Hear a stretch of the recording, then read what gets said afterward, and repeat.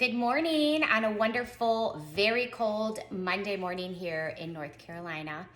I decided this morning that I wanted to walk y'all through how to make a charcuterie tray or board, whatever you want to call it. And so I put my Christmas music on, I got my coffee ready.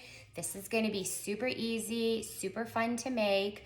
I do have a blog dropping today at exosimplynatural.com, and it's specifically all about how to assemble a charcuterie tray for Thanksgiving. So, if you are in charge of appetizer or a dessert, because this is very versatile on how you can use charcuterie trays these days, this is the simplest way to feed a lot of people and do it in a really stinking cute way. So, today I opted not to do Thanksgiving because I cannot believe we're almost like a month and a half away from the holiday season with Christmas, or whatever holiday that you celebrate, and you are going to be in charge of bringing something to a party, whether even with it's New Year's. And so I am going to do more of a holiday themed charcuterie board this morning, and super easy, like 4 ingredients, and it's going to be really cute. You definitely can make this in advance, 1 to 2 days. If you're super busy and you just need to get it prepped, prep it, put some a wrap or something over top of it, pop it in the refrigerator, and you should be good to go. So, okay, so here we are. Hope you all got your coffee. Let's walk through this together. So I'm making a candy cane charcuterie board. So first and foremost, you need to get a charcuterie board.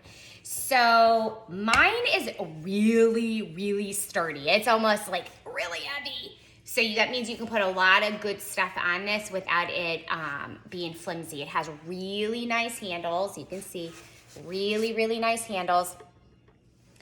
My sister-in-law bought this for me just for a gift, and I'm trying to get where she got this on Etsy, and I will link that here as well, just so you can start kind of looking if you don't have one.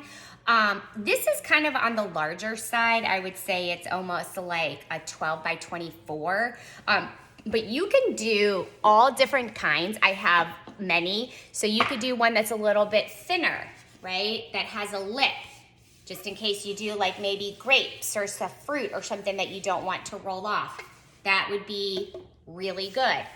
Then my mother-in-law bought this one for me, and this one reminds me more of like a cheese platter. You see how thin it is?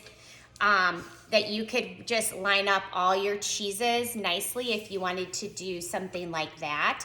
And it came with really nice cheese knives.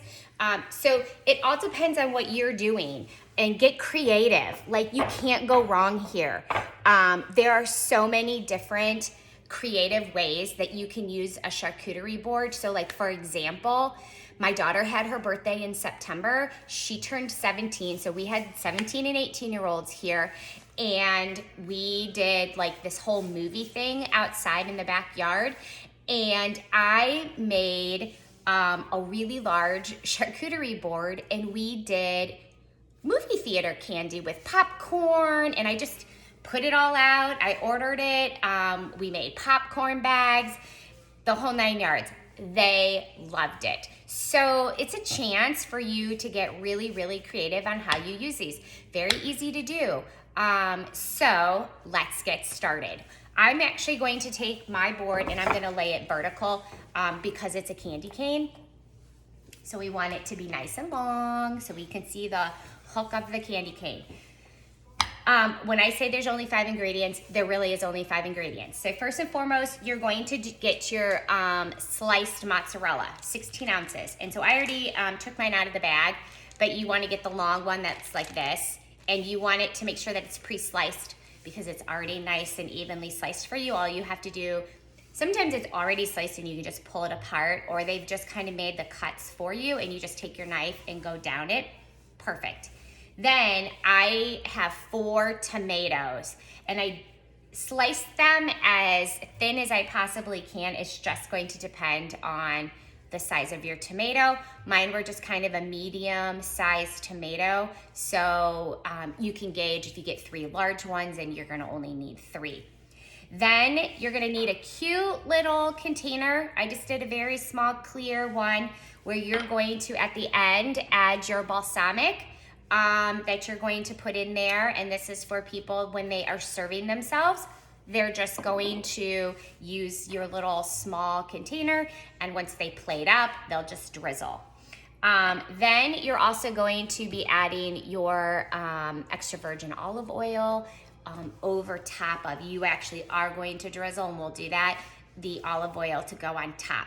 Now, I debated back and forth whether to salt and pepper it myself, and I opted not to do that. So I'm going to add some sea salt and some freshly ground pepper on the side in little containers as well, that once they plate and they feel like they want some of that, they can then serve it themselves with little spoons.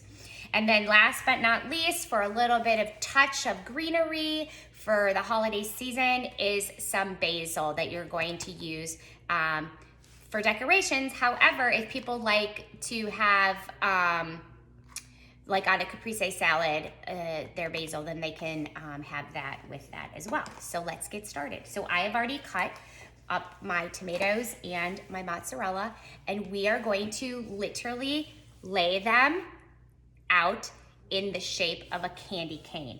So I'm going to start with the tomato. We're going to lay the tomato down, and then we're going to go from there. All right, I tilted it so y'all can see now. Okay, so the tomato, and we're just gonna alternate. And here's the fun thing about it. Lay it out, see what it looks like. There's no wrong way to do this. I'll be honest, I have not made this before. It's super, I found it so stinking cute, and I thought, yes, this is exactly what something I would love to do and show you all. So I'm making this for the first time myself. So we're coming around here with the hook, and then we're just gonna lay it down. And you know, once you get it on there, like for me, I already can tell that that hook was way too hooky. So I'm just kind of redoing it as we go. And you play around with it, and that's what's so fun. But you can tell literally how super easy this is, super fast.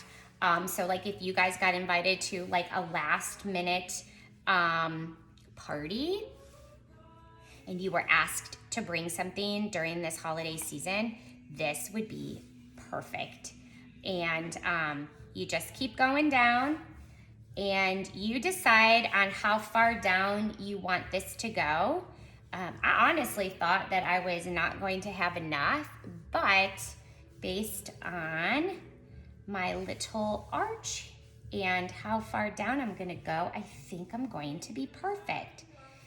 And I may have some leftovers as well. So you can see how cute the hook is, like way adorable, right? Super easy to do. And I'm gonna put just a couple more here. So I honestly have some leftovers.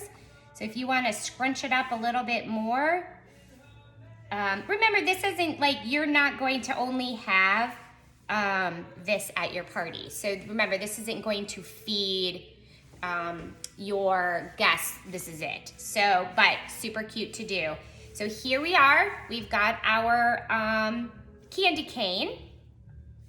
I'm now going to take my olive oil. I'm going to drizzle over top.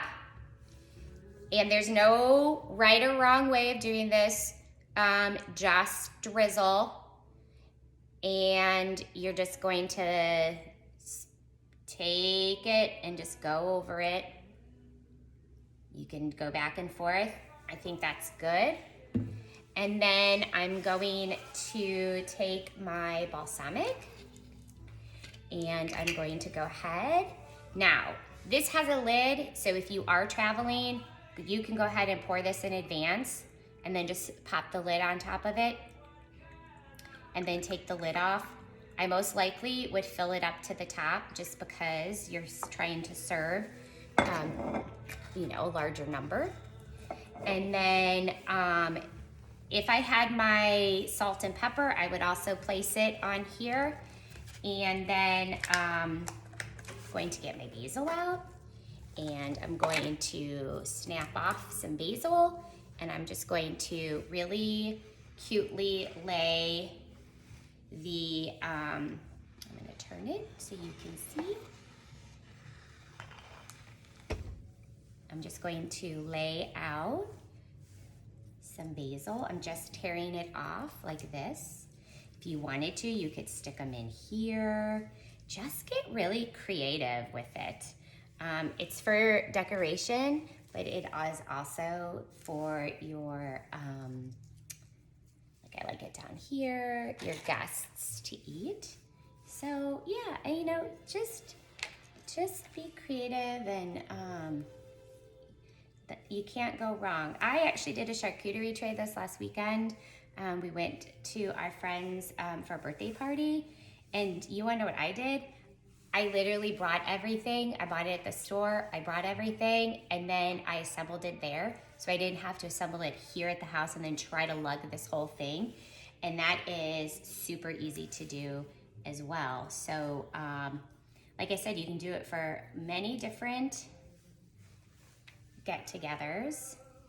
And there you go. And I think I like that. It is super cute, super easy. Took us what, maybe 5-6 minutes to assemble. So in total, when you slice up your tomatoes and your mozzarella, maybe a total of 10 minutes. And you can do this a day or two in advance. Just put a lid on top of the balsamic, and then wrap up your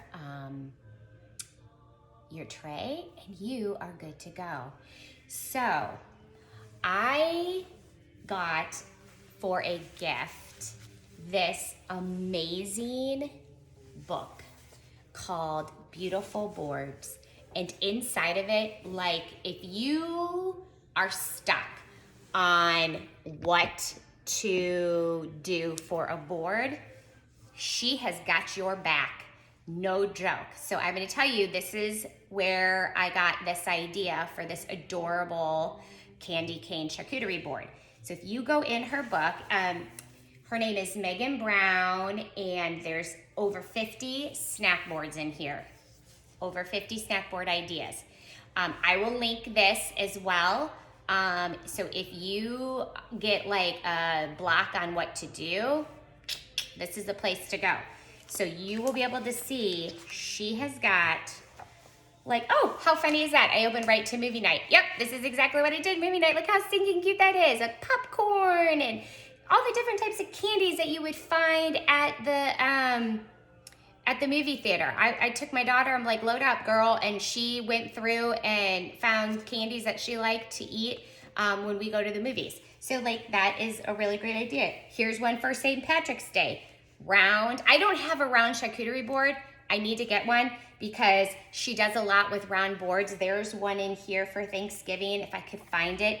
Oh, here we go. Oh yes, and I also have, you're going to put your little crudettes down there, and I have them, and I just forgot to slice them up. So get like a long French baguette, and you're going to slice them and then lay them on the board as well. So super easy. I'm so glad I turned to this page because I would have forgotten that. So you can have that as well.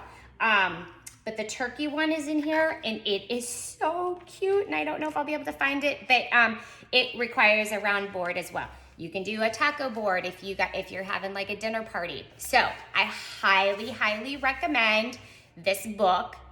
It will keep you excited about making different types of charcuterie boards throughout the year. And I hope you find it as fun as I do with what can I bring to the next party that is different and creative, but super fun and can serve a lot of people. So I hope you enjoy making your next charcuterie board.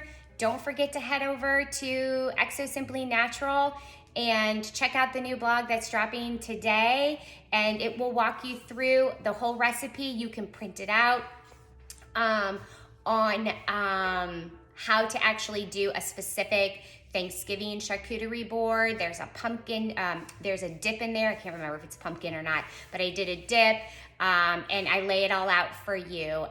This book is also linked in there as well. So I hope you guys have so much fun planning and prepping for your holiday season this year. Get creative, enjoy it, bring your kids into it. They will love it, helping you with this. It's super fun. All right, have a great one, y'all.